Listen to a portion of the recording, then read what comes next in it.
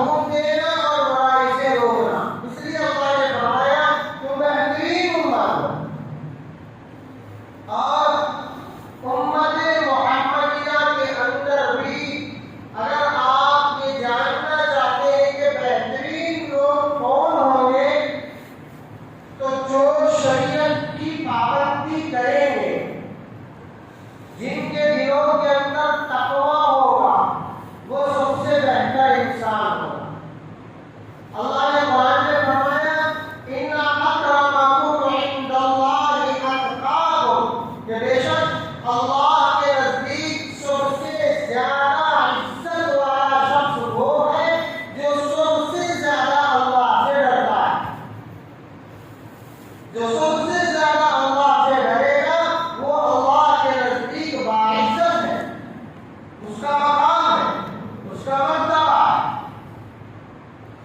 عزیزوں، اس امت کے اندر سب سے زیادہ فضیلت والے لوگ حضرات صحابہ کرام رضوان اللہ تعالی علیہم اجمعین، یہ سب سے زیادہ فضیلت والے لوگ ہیں۔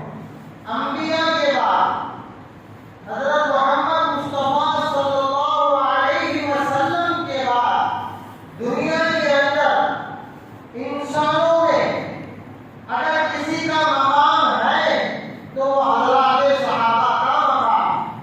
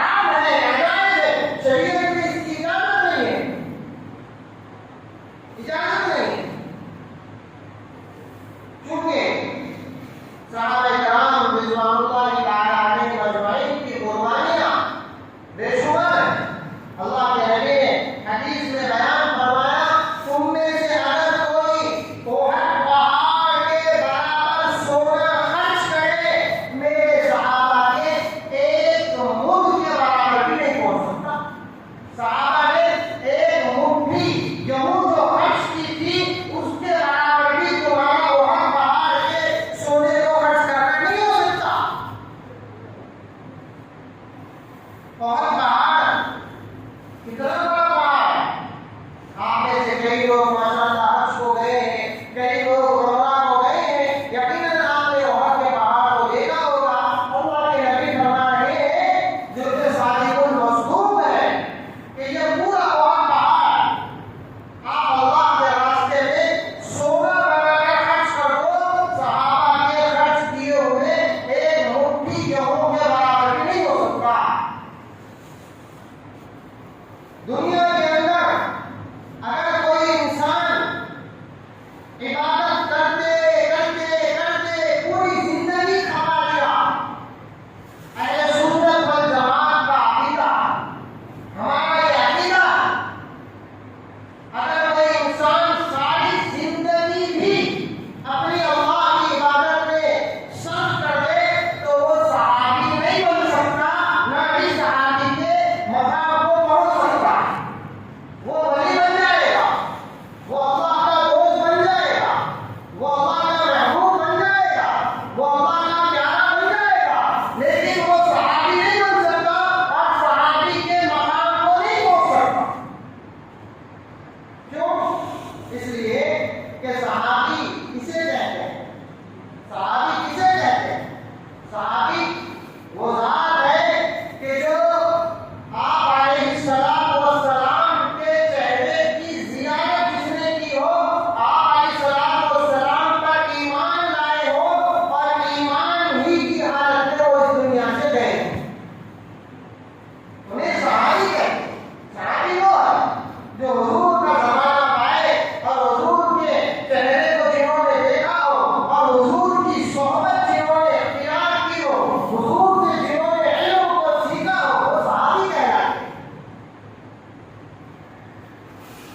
کسی کے استاد آپ ہو، کوئی آپ کا شاگرد ہو، کسی کے استاد کوئی اور بڑے ہو، لیکن میرے صحابہ کے استاد الاساتذہ، میرے صحابہ کے استاد امام الانبیاء ہیں، میرے صحابہ کو جنہوں نے زندگی گزارنے کا طریقہ بتایا وہ پیارے آقا صلی اللہ علیہ وسلم ہیں، جو انبیاء کے امام، جو اساتذہ کے اساتذہ ہیں۔ میرے آقا سے بڑھ کر کوئی استاد نہیں ہو سکتا۔ دنیا کے اندر بڑے سے بڑے استاد آئے ہوں گے، لیکن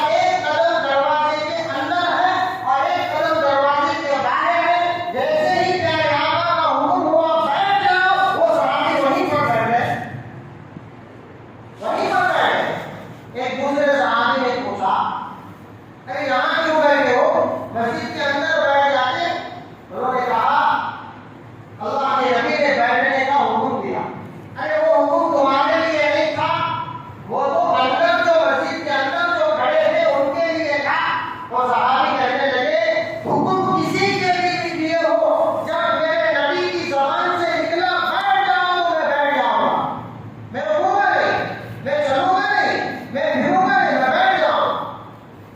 کیسی محبت صحابہ پیارے آقا سے کرتے تھے۔ پیارے آقا صلی اللہ علیہ وسلم کی وفات کی خبر جب ایک صحابی نے رسول نے سنی، اپنے باغ میں کام کر رہے تھے، ان کے بیٹے نے بھاگتے ہوئے آ کر خبر پہنچائی کہ اللہ کے رسول اس دنیا سے چلے گئے۔ وہ صحابی اپنے ہاتھوں کو آسمان کی طرف اٹھا کر دعا کرتے ہیں، اے اللہ ان آنکھوں نے پیارے آقا کے چہرے کو دیکھا ہے، اب ان آنکھوں کی کوئی ضرورت نہیں ہے اللہ، اب آقا دنیا میں نہیں رہے تو میں دنیا کی کسی چیز کو نہیں دیکھوں گا۔ دعا کی قبولیت کی گھڑی تھی، آنکھوں کی بینائی چلے گئی۔ کون سی محبت کسی سے کرتا ہے؟ میرے صحابہ ہے جو میرے نبی سے اتنی محبت کرتے ہیں۔ عزیزو، صحابہ کا وقار ہے، صحابہ کا مرتبہ ہے، صحابہ بڑی اونچی شان والے ہیں، اللہ ان سے راضی ہے، اللہ کا نبی ان سے راضی ہے، ہر صحابی جنتی ہے۔ اللہ کے نبی نے دنیا کے اندر صحابہ کو جنت کی خوشخبری دی ہے، صحابی سے بڑھ کر کوئی نہیں ہو سکتا۔ آج میں اپنی علم کے اعتبار سے آپ کے سامنے یہ بات رکھوں گا کہ آپ حضرات کے چہروں پر داڑھیاں ہیں، آپ حضرات کے سروں پر ٹوپیاں ہیں، تو یہ صحابہ کی برکت ہے۔ آپ حضرات مسجدوں میں آ کر نماز پڑھ رہے ہیں، آپ نمازی ہیں تو یہ صحابہ کی برکت ہے۔ آج ہمارے علاقے میں مدارس ہیں تو یہ صحابہ کی برکت ہے۔ اگر صحابہ نہ ہوتے، ہم نمازی نہ ہوتے، ہمارے چہروں پر داڑھیاں نہ ہوتی، ہمارے سروں پر ٹوپیاں نہ ہوتی، ہماری ماؤں بہنوں کے اندر حیا نہ ہوتی، ہماری مسجدوں میں قرآن کی تلاوت نہ ہوتی، ہمارے گھروں میں قرآن کی تلاوت نہ ہوتی۔ یہ صحابہ ہیں جن کی برکت، جن کی بدولت، جن کی قربانیاں ہیں کہ آج ہم مسلمان ہیں۔ یہ میں اپنی طرف سے نہیں کہہ رہا۔ غزوہ بدر کا واقعہ، اسلام کی سب سے پہلی جنگ، 313 کا لشکر، 6 تلواریں، کسی کے پاس گھوڑا ہے تو کسی کے پاس تلوار نہیں، ہاں پیدل سوار ہے، بس نبی کی ایک زبان کہ بھائی جنگ کے لیے نکلنا ہے، نکل پڑے 313 صحابہ، اور لڑائی کو نہیں جانتے، سامنے 3 گنا زیادہ تعداد کافروں کی، یہ 313 ہے، کافروں کی تعداد 3